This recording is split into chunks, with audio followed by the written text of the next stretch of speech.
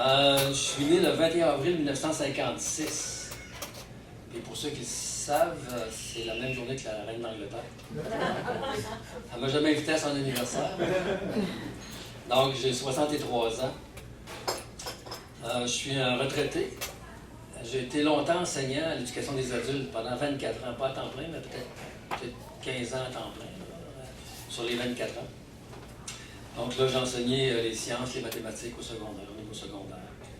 Ça a été très... j'ai connu des gens très intéressants, avec lesquels j'ai encore des liens aujourd'hui.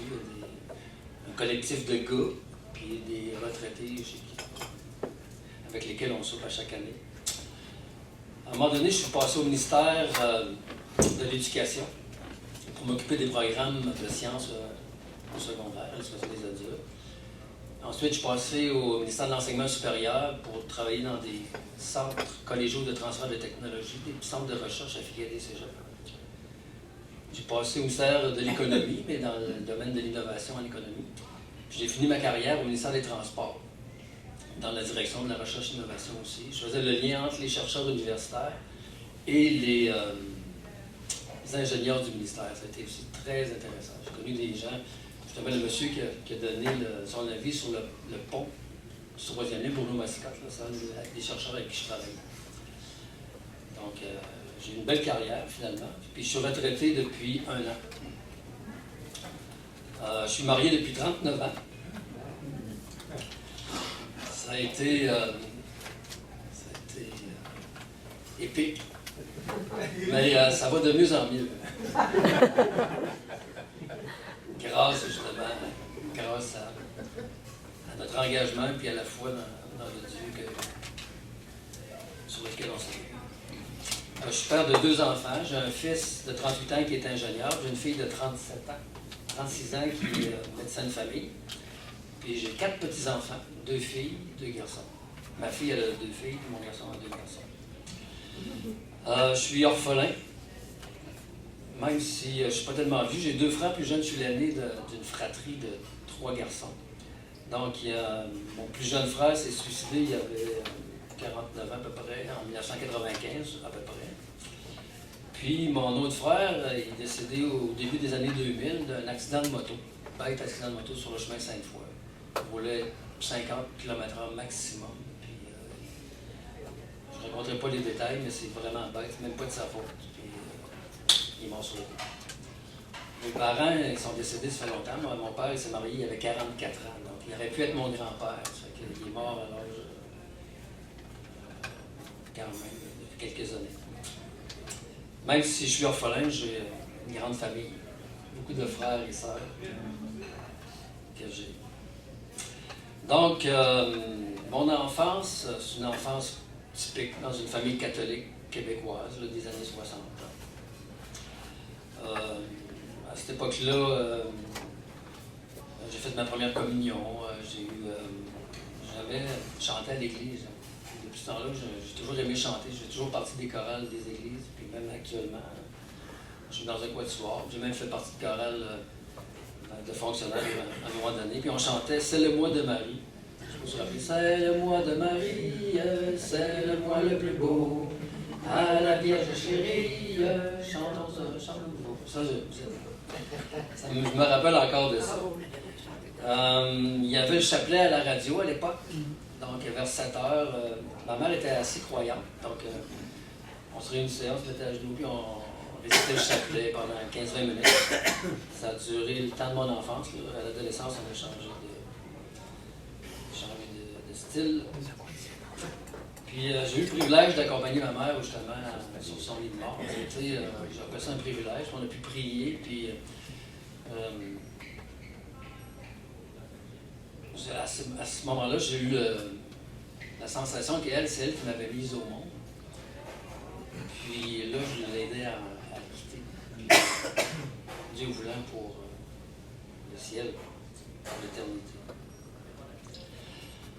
Vers 13-14 ans, j'ai abandonné la pratique religieuse. On n'allait plus à la messe, là, comme mes chums. À un moment donné, on sortait de la maison, puis on se réunissait au restaurant. On faisait semblant qu'on allait à la messe, mais après ça, on s'est assumé.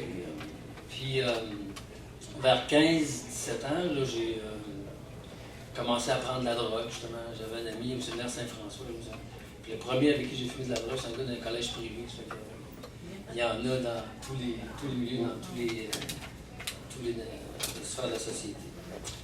Puis les fins de semaine, on prenait souvent de la brosse. On prenait un coup. Mais à ce moment-là, j'ai vécu une période une expérience traumatisante avec la drogue. Des drogues, pas des drogues dures, pas des drogues qu'on s'injecte, mais des drogues fortes, là, genre mescaline, acide, qui circulaient à l'époque, des buvards, des choses comme ça. Puis ça a été traumatisant parce que je me sentais aller, j'avais peur de mourir, justement. Puis j'ai pas pu dormir cette nuit-là. Puis là, dans la nuit, je me suis rendu, j'étais à Charny à l'époque. Puis je me suis rendu à Saint-Jean-Chrysostome. Il y avait encore une tour d'eau, puis il y avait une croix en haut, en fer. Puis j'ai escaladé la tour, je me suis assis. Puis quand le soleil s'est levé, ça m'a apaisé, puis j'ai pu m'en retourner et aller coucher. Parce que pendant la nuit, j'avais trop peur des ténèbres. Ça, c'était prémonitoire, parce que la croix, ça a eu une importance capitale dans mon témoignage. J'ai arrêté de prendre la drogue à ce moment-là, parce que j'avais peut-être fumé peut-être du pot une fois après, puis ça me rendait paranoïaque. Ça fait que ça m'a troublé, ça m'a perturbé un peu psychiquement pendant quelques années après, je vais en parler tantôt. Donc, mais ça a été salutaire parce que j'ai tellement eu peur que j'ai arrêté ça.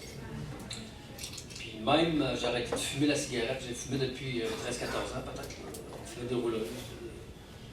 Mais à un moment donné, je m'en allais à l'école, à la polyvalente à Charny, à Leslie, puis à un moment donné, je me racle les bronches, puis je crache, puis ça sortait brun. J'ai dit, oh!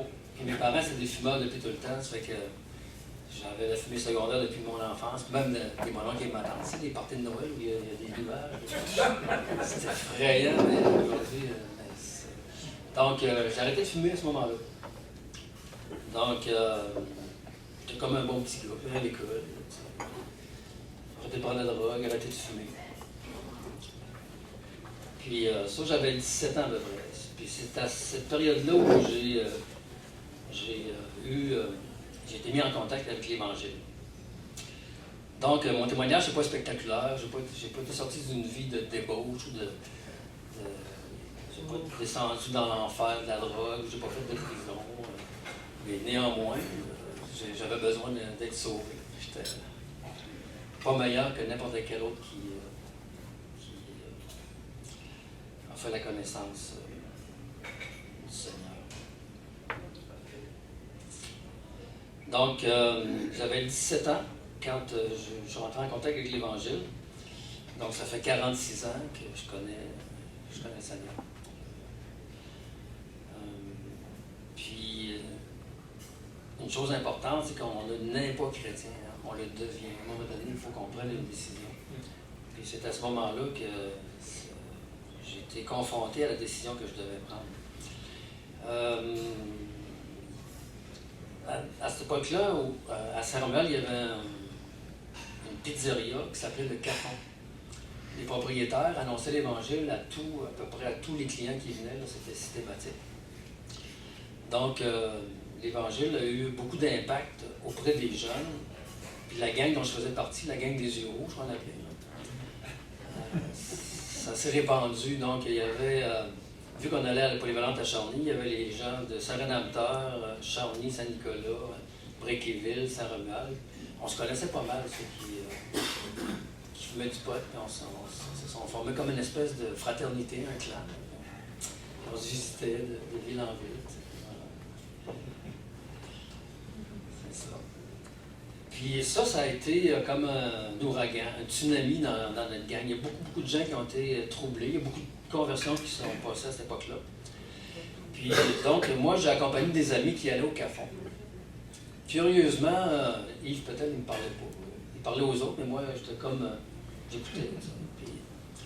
Mais quand même, j'écoutais, puis j'ai pris acte. Puis je voyais qu'il y avait comme une espèce de fraternité entre les gens entre les chrétiens qui m'avaient touché aussi. Tu sais, le Seigneur a dit, les gens connaîtront que vous êtes mes disciples si vous avez de l'amour les uns pour les autres. Puis ça, je voyais ça dans ces gens-là. Je connaissais les Écritures, je connaissais plein de... On avait été à l'église, il y avait eu l'histoire sainte, je connaissais plein de choses. Mais pour moi, la Bible, c'était pas pour les gens ordinaires. Mais là, j'ai réalisé qu'il y a des gens qui prenaient le message de la Bible au sérieux. Puis que c'était pas juste pour les saints. Parce qu'il y avait les saints, il y avait les gens ordinaires. Puis moi, ma vie, c'était pas une vie de saint non plus.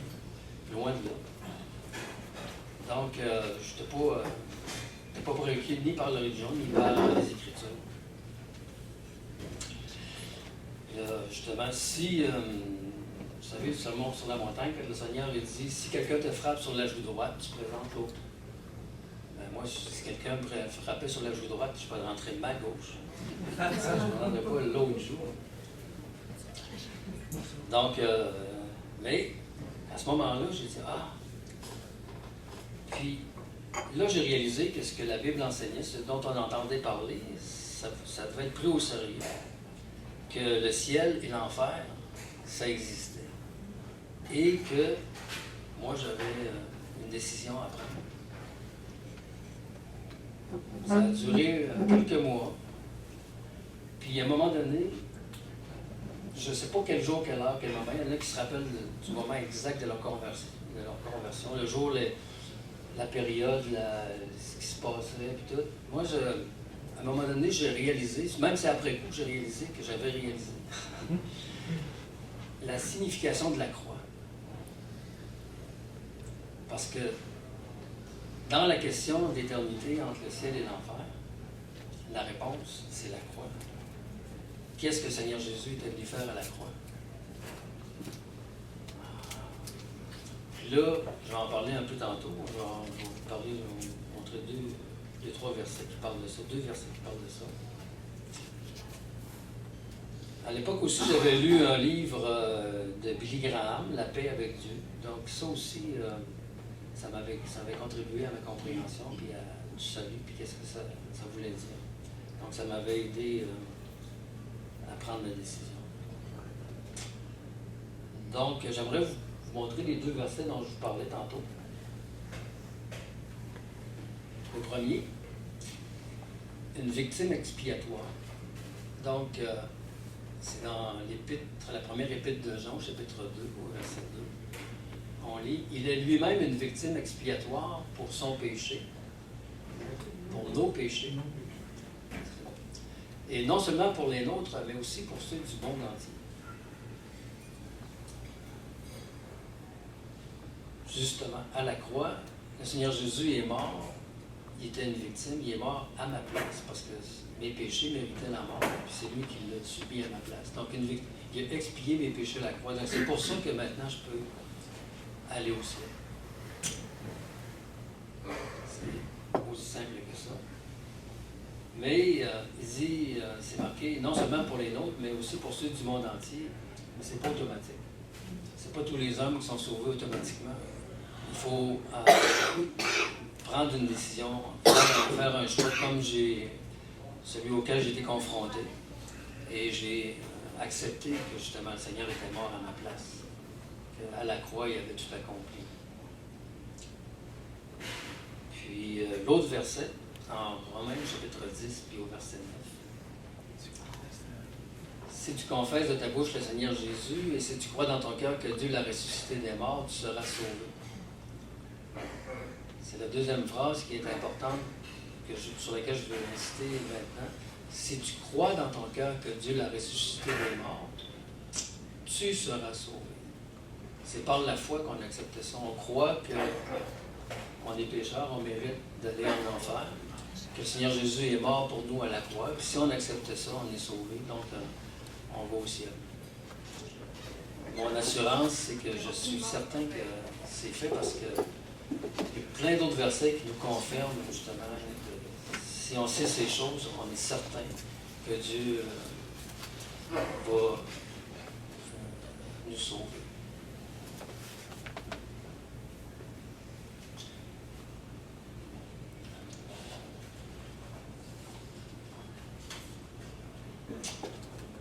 est déjà rendu à la 3e partie, ça sera pas long, ça a été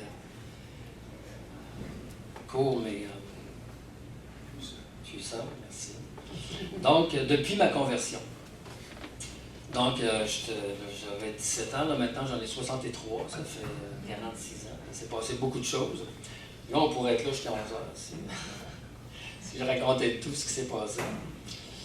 Mais justement, il y a une anecdote qui est en lien avec ce que j'ai dit tantôt. Nous, on était des jeunes chrétiens à Chambly, on se promenait, puis il y avait plein de jeunes qui nous connaissaient, puis il y avait une gang qu'on appelait les Bombes de Chambly. Il y avait 2 familles là, de Bombes. Les barreaux. C'est ça, les délinquants. Là. Il y en a un, entre autres, avec qui j'étais allé à l'école. Puis là, il savait qu'on était chrétiens. Puis là, il venait de narguer. Puis là, il disait, si je te donne un coup de poing, qu'est-ce que tu vas faire? Vous vous rappelez, tantôt, si quelqu'un te frappe sur la joue droite, tu présentes la gauche. Là, j'ai dit, j'espère qu'il va pas me frapper, j'espère, parce que je l'aurais mis en pratique. S'il m'avait frappé sur la droite, je ne me serais pas défendu.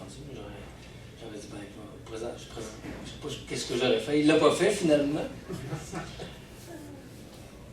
Mais aujourd'hui, je comprends que c'est pas vraiment ça qu'il voulait. Le Seigneur ne voulait pas dire littéralement, si on te frappe sur la joue droite, comme un bêta, tu présentes au bout, puis il va te frapper une autre fois, puis envoie, frappe-moi. Ça voulait dire qu'il ne faut pas se venger soi-même, parce que et le Seigneur Jésus et l'apôtre Paul ont été mis dans les mêmes situations, puis ils n'ont pas présenté l'autre joue. Ils ont été frappés chacun sur la joue, puis chacun, ils ont demandé des comptes. Ils ont dit, pourquoi est-ce que tu me frappes? C'est quoi, quel mal que j'ai fait? T'sais? Mais ils ne sont pas dit que le feu du ciel descende sur toi et t'anéantisse. Donc, j'ai compris plus tard que, comme beaucoup de choses sur le sermon sur la montagne, le Seigneur, il va loin, mais c'est pour vous faire comprendre des choses. Tantôt, j'ai dit que j'avais souffert de conséquences néfastes de l'usage des drogues fortes, là, de l'acide, de la mescaline. Mais la parole de Dieu, elle nous aide à mettre les choses. Il y a un verset qui m'a gardé, qui m'a permis de traverser certaines périodes. C'est dans les psaumes. Le psaume 111, puis le verset 10, on lit « La crainte de l'Éternel est le commencement de la sagesse. Tous ceux qui l'observent ont une raison saine. » Je me disais, je ne vais pas virer, je vais avoir une raison saine parce que je m'appuie sur la parole de Dieu qui nous aide à réfléchir comme il faut. Puis à cette époque-là, en 17 et 19 ans, mon livre préféré, c'était le livre des Proverbes. Ça a été très bénéfique pour mon équilibre mental. Puis j'ai pris des leçons là que j'ai gardées encore pour le restant de ma vie. C'était le livre de la sagesse, hein, n'est-ce pas? Donc, si tu veux vivre une vie sage et équilibrée, suis les préceptes du livre des Proverbes, puis ça va être bon pour toi. Ça a été très bon pour moi. Puis même, ça m'a donné le goût de la philosophie. À telle enseigne que, quand j'étais au cégep, la première année, il y avait un prof de philo qui était thomiste, donc c'est un croyant. Thomiste, c'est Thomas d'Aquin. Puis donc, tout l'héritage d'Aristote, Platon, Socrate, ça j'aimais ça. Puis j'aimais tellement ça que lui, à chaque année, il invitait 2 étudiants intéressés à souper chez eux pour jaser de philosophie. Donc j'étais l'un de ces 2-là. Puis même après, j'allais discuter avec lui dans son bureau sur, vu qu'il était croyant, ben, je parlais du pape. Je disais, moi, le pape, puis ces choses-là, puis j'étais pas de niveau probablement, mais en tout cas, ça a été bon, puis tellement que lui, il m'avait saisi, comme on dit, il m'avait bien jaugé, merci. Il m'a donné un livre, il m'a fait lire le livre de C.S. Lewis, Screwtape Letters. C'est la première fois que je lisais, je ne connaissais même pas C.S. Lewis. Puis lui, c'est un prof de philo, puis il m'a donné ce livre-là, c'est Les tactiques du diable. C'est un livre en anglais. Là. Puis après, j'ai lu un autre livre de C.S. Lewis, A Mere Christianity. Puis lui, c'est un auteur célèbre. Il y a Le Monde de Narnia, c'est lui qui a écrit ça. Puis il y a eu des films qui ont été faits par la suite. Puis C.S. Lewis, c'est très proche de Tolkien, le rédacteur le créateur du Seigneur des Anneaux en Angleterre.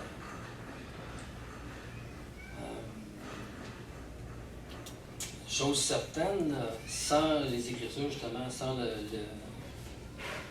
guide que j'ai eu, puis ma foi aussi qui m'a gardé pendant toutes ces années-là, j'aurais pas été l'employé que j'ai été. J'aurais pas été le père que j'ai été, ni le mari que j'ai été. Ça, c'est sûr. Tantôt, je parlais de 39 ans de mariage. Puis, dernièrement, je réalise que c'est sûr qu'on est engagé, on a des valeurs, on est engagé. Puis, ma foi, ça a fait la différence entre toffer mon mariage puis réussir mon mariage. Parce que ce que Dieu veut, c'est le meilleur pour nous. Il ne veut pas qu'on toffe. Il ne veut pas qu'on... Même si c'est dur, le Seigneur Jésus est mort à la croix, puis il y a des conséquences à ça. On a la victoire. Lui a acquis une victoire pour nous, puis sa victoire, on peut la voir dans nos vies personnelles, tant dans notre vie familiale, professionnelle, ecclésiale. Puis dans mon mariage, je l'ai vécu, ça, dernièrement. Puis je ne l'aurais pas vécu autrement. Puis probablement que si je n'avais pas été chrétien, je ne serais pas ici, c'est sûr. Je ne serais pas marié non plus. Puis je ne sais pas qu'est-ce qui... Parce que j'avais tout ce qu'il faut pour chérir de la plomb. J'avais vraiment tout ce qu'il faut pour chérir de la plomb. Donc, c'est ça, on est rendu à la fin. J'espère que mon témoignage pourra vous convaincre de vous préparer justement à la rencontre de votre Créateur. Parce que c'est ça qui est la chose la plus importante qu'on a à faire sur cette terre. Parce que ça a des conséquences pour l'éternité. Merci.